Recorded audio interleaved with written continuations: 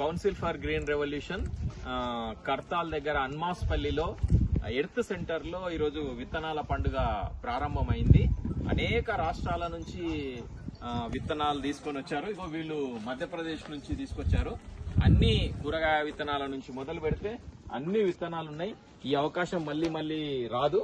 మీరందరూ కూడా కుటుంబాలతో వచ్చి మీ పిల్లలకు అసలు విత్తనం అంటే ఏంటి అవన్నీ పరిచయం చేయడం కోసం ఇది ఒక మంచి అద్భుతమైన అవకాశం.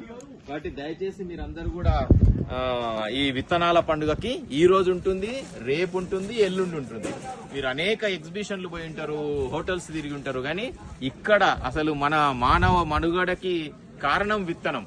అలాంటి విత్తనాల పండుగ జరుగుతుంటే ఎవ్వరు కూడా మిస్ చేయకుండా పిల్లలతో పాటు వాళ్ళందరూ కూడా ఇక్కడ కర్తాల్ దగ్గర ఉన్న ఎర్త్ సెంటర్ కి వచ్చి ఈ విత్తనాల పండుగని విజయవంతం చేసి, ఈ విత్తనమే మన ఆహారము, ఆహారమే ఆరోగ్యం. ఈరోజు క్యాన్సర్లు అన్ని వస్తున్నాయి. 1000 ఒకరికి వస్తుంది, 1,00,000 ఒకరికి వస్తుంది. అన్ని కలిస్తే అందరు 1,00,000 మందికి రోగాలే. వాటన్నింటికి కారణము ఈ విత్తనం కల్తీ కావడమే.